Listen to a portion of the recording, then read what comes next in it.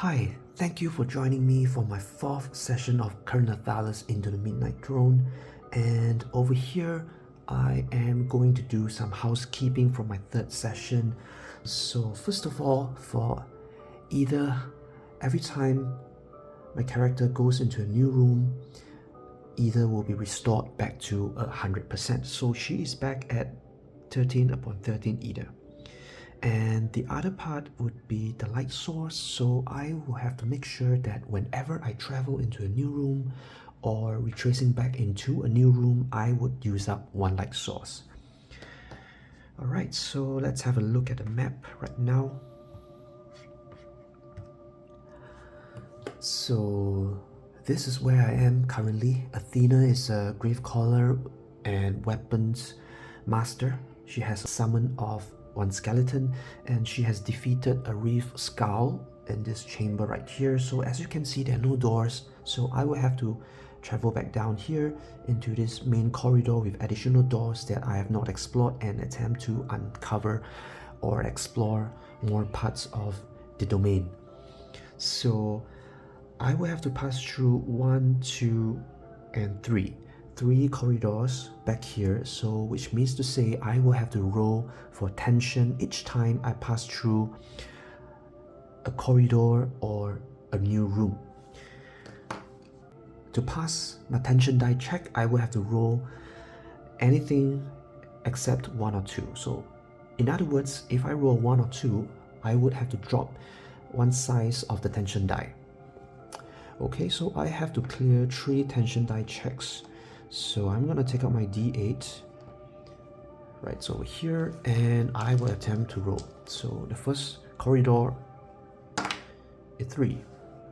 I passed my tension check, so I'm safe to travel down the second corridor. This is 7, which is a pass again, and finally the last one, a 2. So what that means is I will have to drop my tension die from D8 to a D6, which is not great, but that's fine.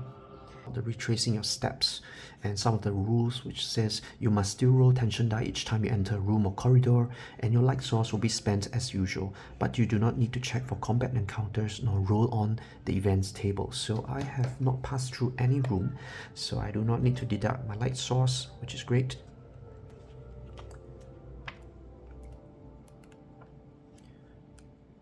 Alright, so I'm back here. I will have to go through the various steps of checking through the doors. So the first of all would be to roll a d20 to determine if the door is locked. Okay, it's a 15, which means it's locked. And I will decide to open the lock, of course. So I will roll on the difficulty table at page 63.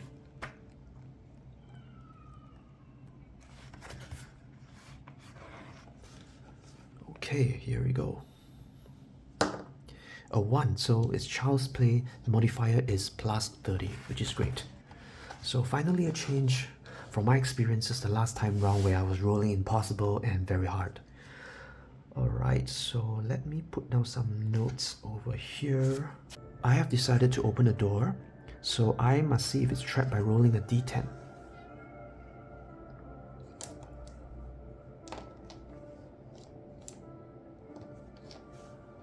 So if I roll 7 or higher, it means that it is trapped, so I hope it's not.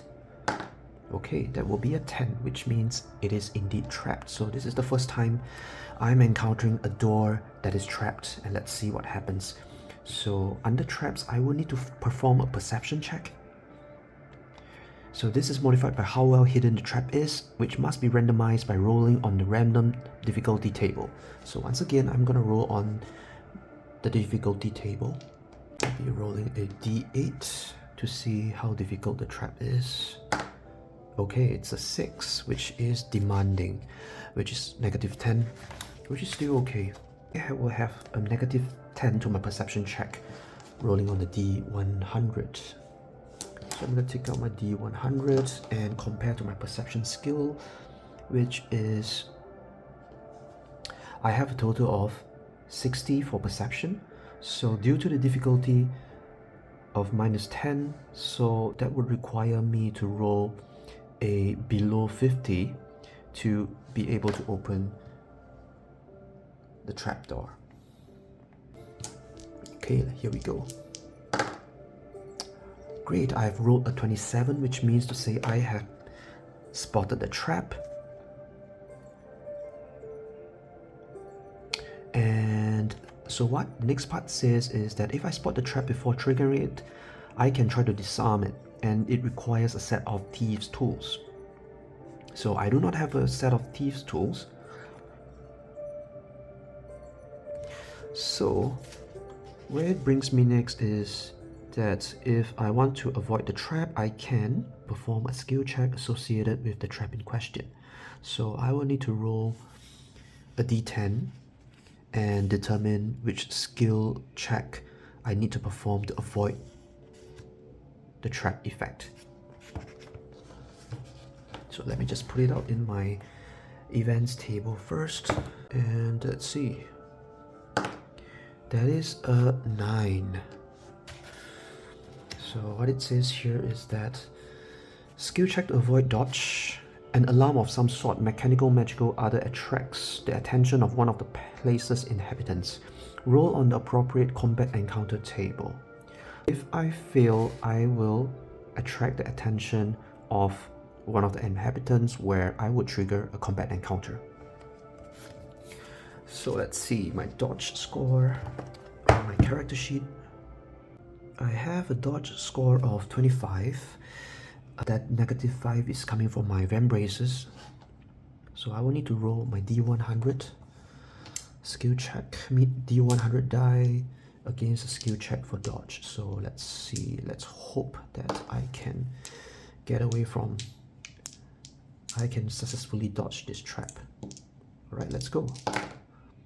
So I have rolled a total of 6, which means I have passed the skill check and I have successfully dodged the trap. So nothing triggered and I'm safe, which is great.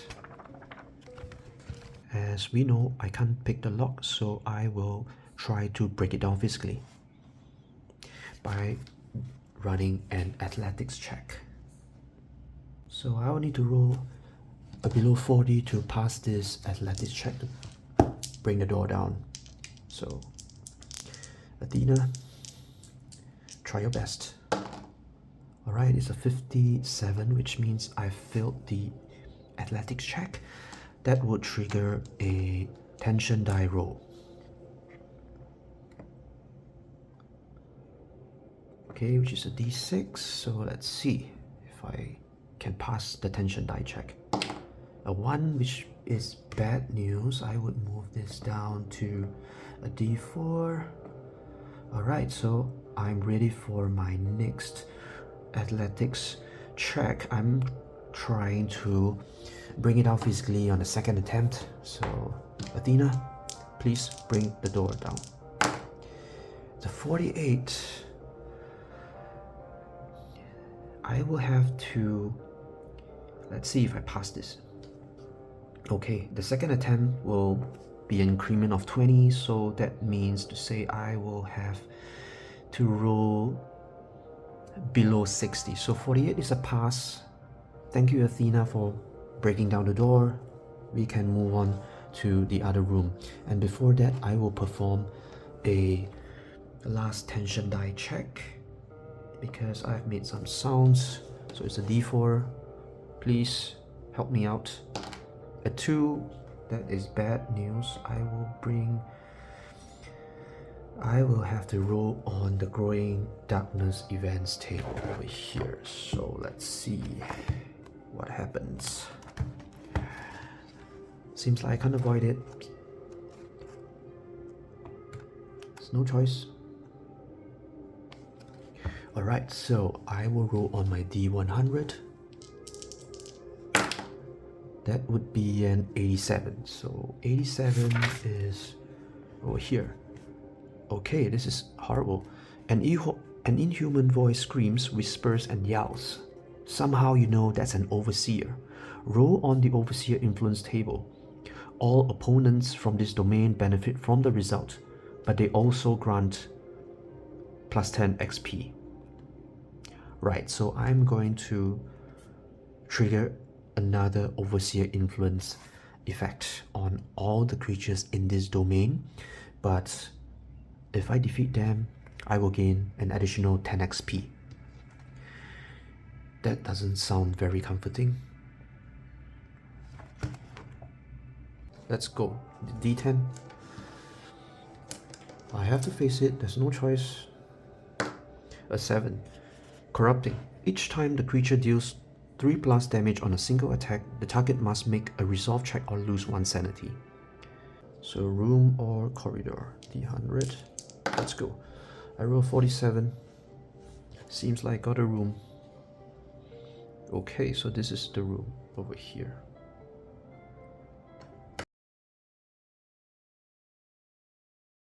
So let's check out for the Overseer. Is he in this room? Overseer, Lair Check. So I'm gonna roll for my Lair Check. Holy moly, that's bad news. Come on now. 本來嗰啲嘢先咋，公司。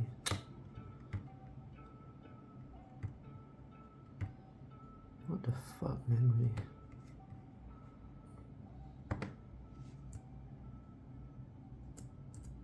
Okay, so now I have rolled a 2, so my layer die drops from 12 to a 10. Next, I will have to roll for combat encounter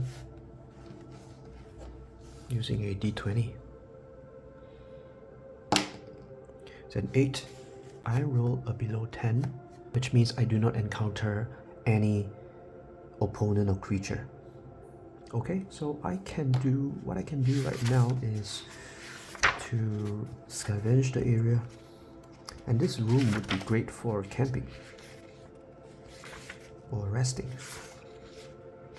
which I haven't done so. Powder and no, and I need to roll for tension again, which is quite a pain.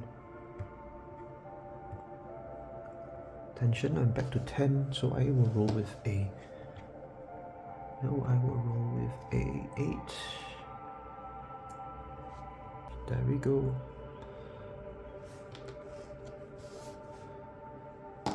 A 3, which is a pass, so good news. Scavenging. Say 18. You find D4 cooking supplies. Roll a D4.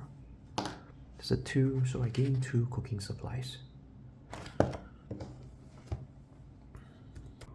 Alright, and I think I'm good with this room. I'm ready to move on to the other door to find out if there are more rooms. So roll 20, fantastic.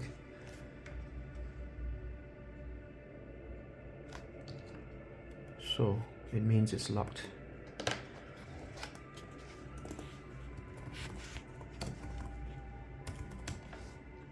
So now I will determine its difficulty, which is a d10.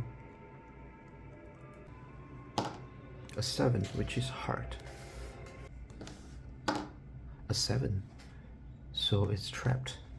Now I will try to roll on my perception to see if I can spot the trap. Okay, I'm gonna roll on the difficulty table again, which is a d8. Just a 5, that should be easy or normal.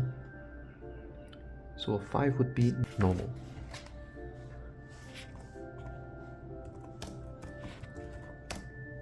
Zero. So I will have to roll for a perception check, which I have currently 60. Without any modifiers, so I will have to roll below 60 to pass this perception check.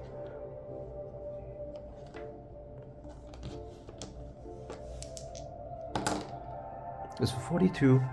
Congratulations, I have managed to spot the trap. Okay, now I will roll on a d10 to see what kind of trap is it and what kind of skill do I need to roll. a 6, which is a dodge. Skill check. A swinging blade strikes the character, dealing d20 slashing damage. So if I activate the trap, this will be the trap's effect. So I will have to roll for a dodge. I have a dodge score of currently 25. So I need to roll below 25 to pass this check. Alright. Let's see. Wow, 41. I have failed it. I have failed and I have triggered the trap. I will have d20 slashing damage dealt to me, which is really bad. So my goodness, that is horrifying. A 2, which is great. So 2 slashing damage dealt to me. Do I roll to see which hit location it strikes me?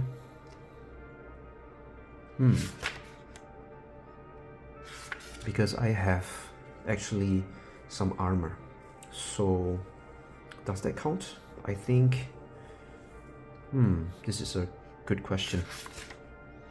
So I will just assume that I have absorbed the damage. It's fine. So what's next would be for me to break the door, as usual. Breaking doors. The difficulty is -20.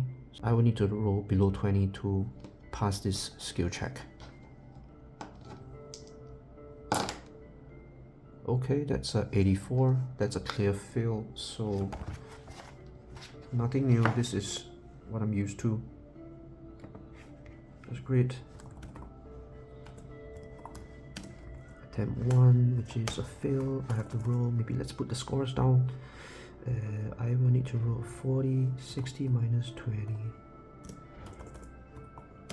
equals. Okay, so let's roll for tension. Hopefully I pass this.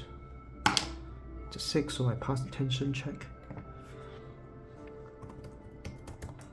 Okay, let's see. Let's go. Okay, clearly I don't have that luck. I rolled a 91, so that's a fail. A 4, so that's a pass. A 13, that's a pass. So there will be a tension die. Tension check again. It's a d8. A 7, that's a pass again. That's great. Good news. And I will move on to the next room, or the next corridor. That's a 25, which is a corridor. Alright, let's go.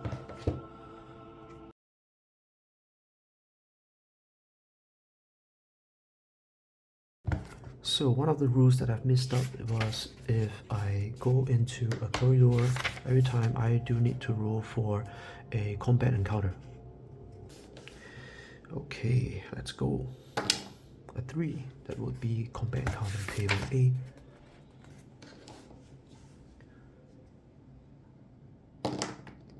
An 8, that would be bone spiders. So my worst nightmare, multiple enemies.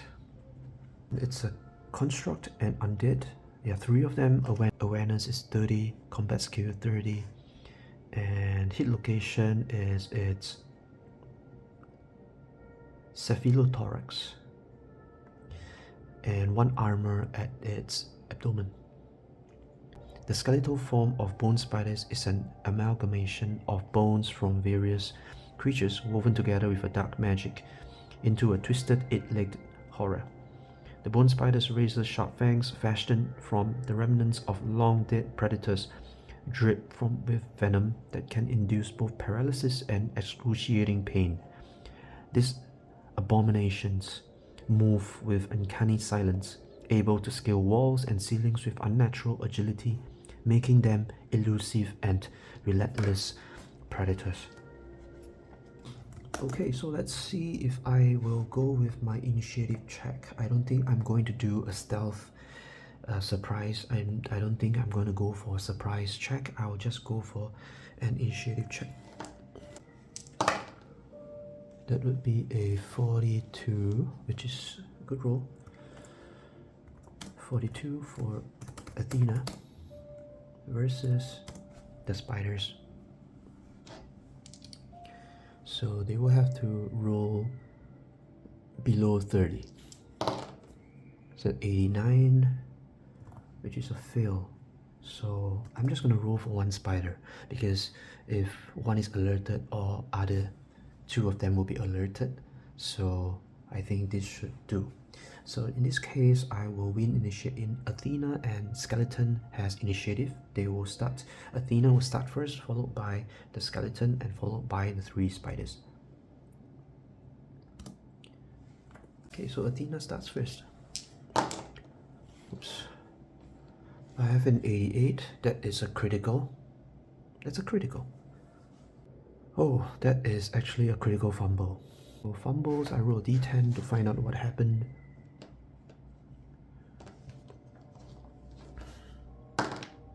That's a 1. My goodness. You drop your weapon and must spend your next turn recovering it. If you are not wielding a weapon, your next attack suffers minus 20. Oh, this is horrible, man. So I can't attack for the next turn. Okay. I think I do. I stand a chance, I think. Let's see. Alright. Spiders, they have to roll a below 30 to successfully defend against my attack, my fumble. So 39. So what does that mean? It means that, okay, so in this case he has also failed, but I failed more spectacularly. So in this case, how do I resolve it? So it says here, a critical strike automatically wins the confrontation, and vice versa. Critical fumble automatically loses the confrontation regardless of the opponent's roll. So it doesn't matter. But I want to find out a more important rule. The rule that says if both parties roll and failing their checks, the character with the highest relevant skill score is considered the victor. So in this case, I rolled a higher value than Spider 1, but because I rolled a critical fumble, hence I automatically lose. Otherwise, I would still win this confrontation. Okay, so we are clear about that rule. So let's move on.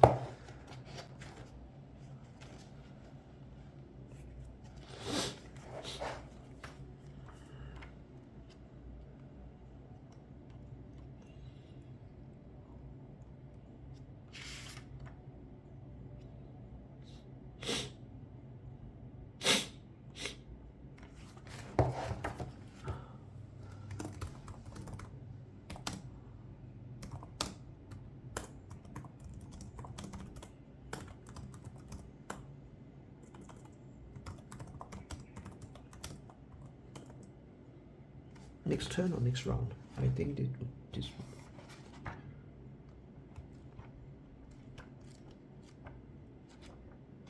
Oh my god, wow, 贱呢。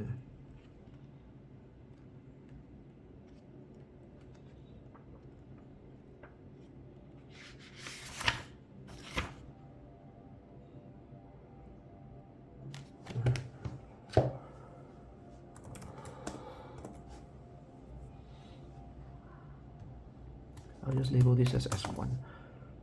Okay, this would be round 1, turn 1. This will be a long battle.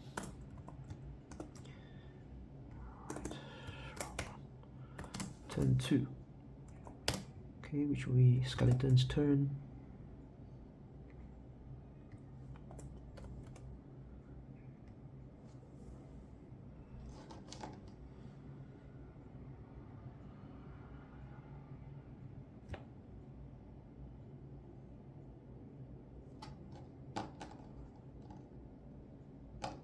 Do I roll for the creature's defensive table?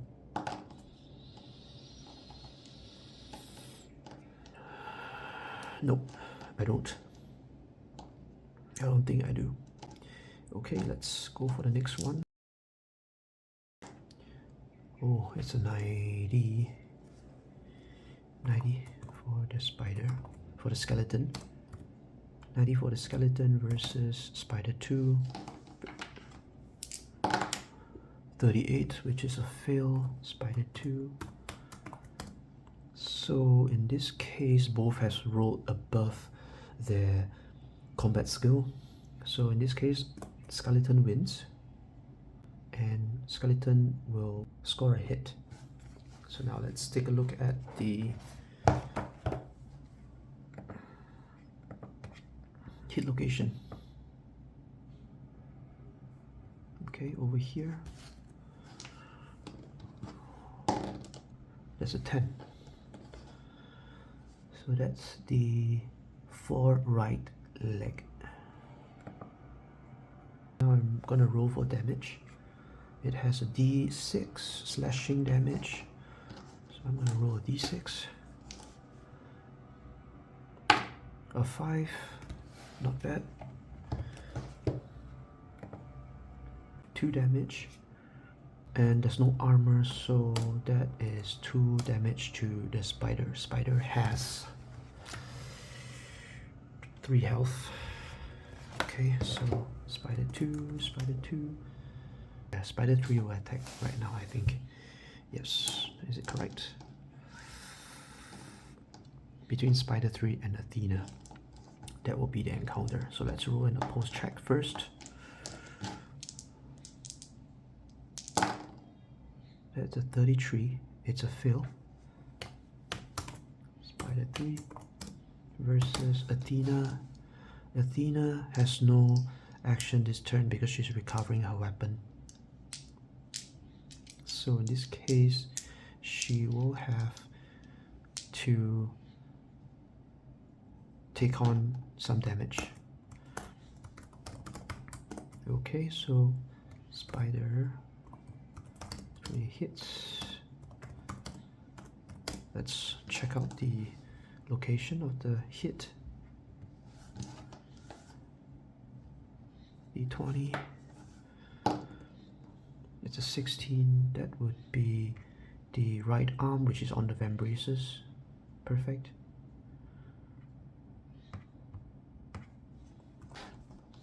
Right, and I will roll for the damage. So D6. It's a 2. It's pathetic. Pathetic roll, so 2. It's a 1 damage dealt. And I have my armor, so 2 damage minus 2 damage equals to 0.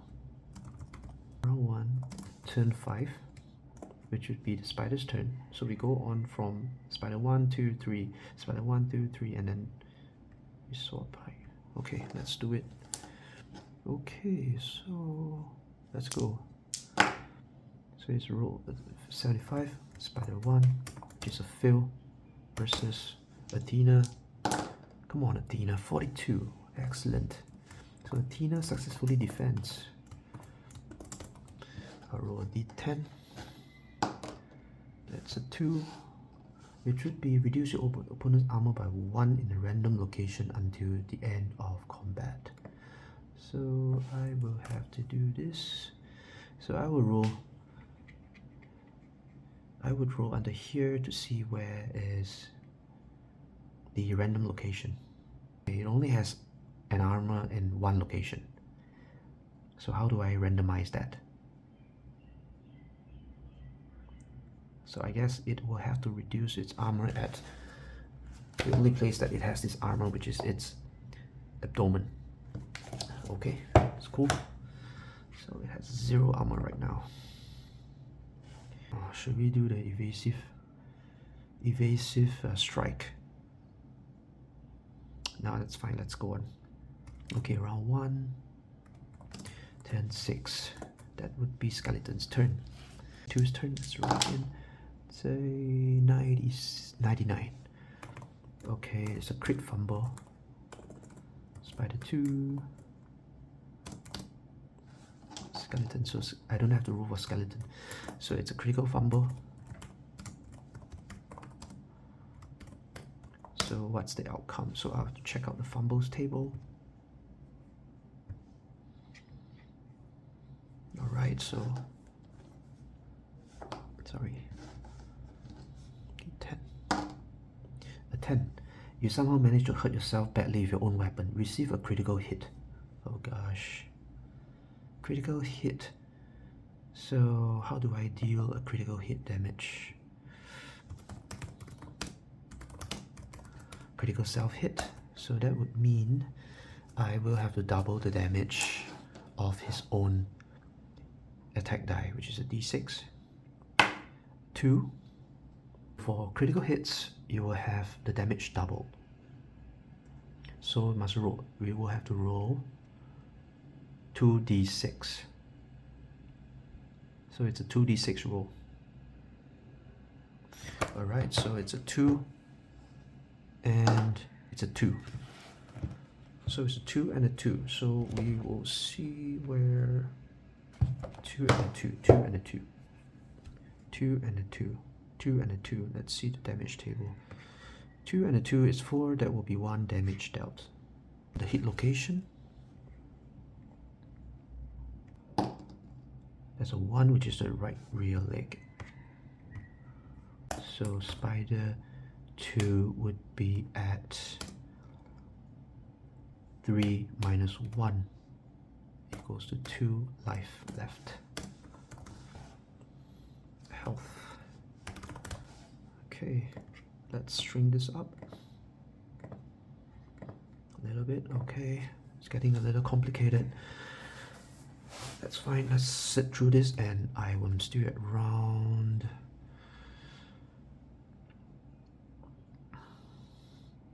Okay, so what do I do with the third skeleton? Because the third skeleton doesn't get a second turn. What should we do? Let me see, let me think what would be the most fair. The most fair would be for the skeleton to take another turn to attack Athena. That would be fair. I like making things difficult for my characters, because I want to show that even with that, I will be able to survive. So let's roll. Skeleton 3. There's a 35. At 3, that is a fail versus Athena, who is going to defend. That's a 92. That's a fail. Athena has failed in her defense. So in this case, both characters roll above their combat skill checks, and the one that rolled higher will win. So Athena defends, right? And we will take a look at the defense table. Or should I use my defense evasive strike? Let me see and refresh again. What does that give me? Evasive strike, melee attack check. Hit is a +10 for defense check for the next round. Should I do that? Maybe not. That's fine. I will roll on the defense table. My goodness, the chicken. The d10. That's a 10 would be okay, fantastic. I don't suffer the usual -30 modifier to my attack skill when targeting a specific body part. In this case, I will target its weak spot. Fantastic. So I don't suffer the -30 if I target on its weak spot. Whereas in a normal scenario, I would suffer that -30 in normal circumstances. So it gives me a great chance to kill this creature. So round 2, turn 1, Athena's turn. This skeleton is still full health. It's a great chance for me to target its weak spot. And targeting its weak spots means that it's a critical success. I will be able to double my attack. Fantastic. Let's give it a go. So I rolled a 1. I roll a 1. That's a success. And let's see what the skeleton 1 rolls. It's an 83. That's a fail. That's 1. Alright, so what that means is that I have a chance now to... I don't have to roll for its body location. I don't have to roll for its location, because for this turn I'm going to target its weak spot over here, which is its cephalothorax, and it is considered a critical success. So I will be able to double my attack, my damage rolls. Alright, so I will roll my d6 and my d4. Okay, so I will roll both. Do I roll both together? Yeah, I have to roll both together. That's fantastic. Do I roll it with the modifier? Let's try. Let's roll with the modifier. Let's go. A 4 and a 4. God. Wow. So 4 means... Is it 1 damage? It's not great. 4 plus 4, 8. So that's a 3 damage. And I'll roll again. That's a 6. And a 4, that's a 10. So 10 plus 8, that would give me a more than 10 plus. So my damage dealt is actually 4. And with that, let's see its health. It's 3. Yes, so I have killed.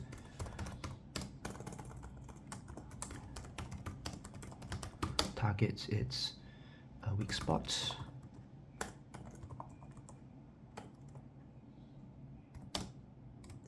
Total of 4 damage, or 4 damage.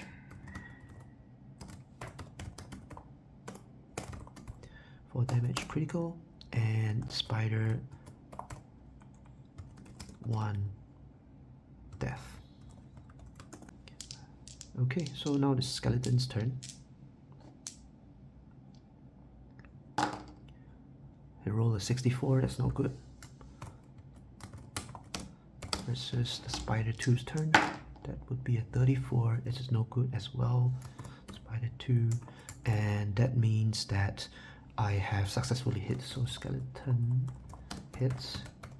Let's roll for its hit location. So 1. What will that be? Right rear leg.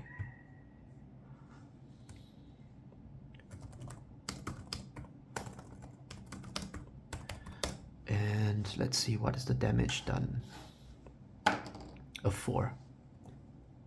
A 4 would mean 1 damage, is that correct? Yes, 1 damage dealt, and I think that's enough to kill him. Damage of 1, there's no armor, so it has spider 2 would be 1 minus 1 equals to 0, and death. Wonderful. So I have 1 last spider left. This cleanup is pretty quick. Let's give spider 3 a chance to hurt me. So 53. Athena rolls a 79. She's a fail. But in this case, I rolled higher, so I will win. It's a 3, which is opponent receives bleeding 1 condition. Okay. Spider 3, bleeding. Okay, so bleeding, which would mean a bleeding character receives an amount of damage determined by the effect's intensity until his condition is removed. It's a cumulative condition.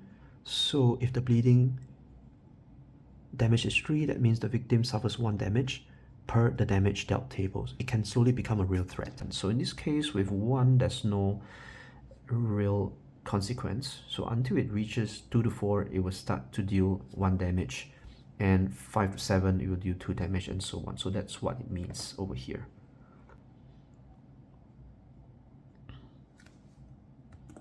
Okay, I have to stop this. I have to pause this game. So I will continue the round 2, turn 4, which will be Athena's turn. So Athena rolls a 98, which is way off. And let's see if the last of the spiders managed to defend. It's a 34, nope. Spider 3. So in this case, I win the confrontation. Let's determine the hit location. That will be through a d20. That's a 13.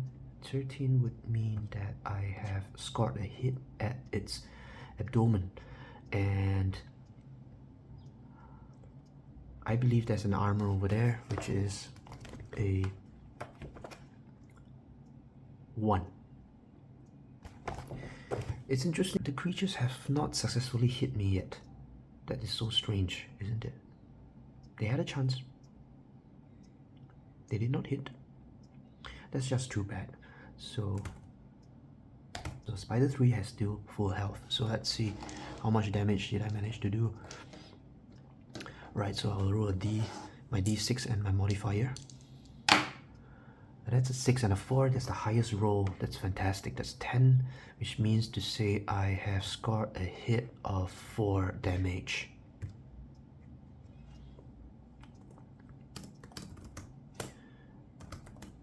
So Spider 3 would have 3 minus 4. So Spider 3, that. Wonderful, beautiful round, beautiful 2 rounds. I have successfully killed all 3 spiders, 2 by Athena and 1 by my Athena's skeleton. So I would have gained experience points of 50 times 3. So that will be a total of 150 experience points. So none of the Overseer's influence managed to take effect. In this case, which is fortunate for me. And next I will go do a spoils roll under the resources for bone spiders. Resources. Okay, where is it? Right, potions. Weapon mastery. Embraces armor. Where are the resources? My goodness, where are you? Where's that? Where is that? Come on. Where is that resources? Come on. It says 204.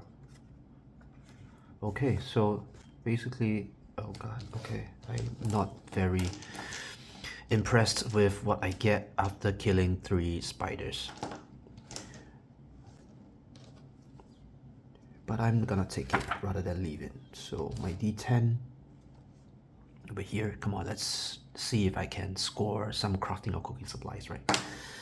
A 4. You find 1 cooking supplies. Okay, done. Roll for scavenging. Oh, that's an 8. 8 would be, you find D4 crafting supplies. So let's roll a D4. There's a 1 crafting supply. Ah, nothing much. Let's see. I don't think I need to do attention check. That's fine, unless I'm opening a new door. So for now, I'm happy with whatever I've achieved so far from here. In my next game, I will probably pick up one of the doors and start to explore a new room or corridor again.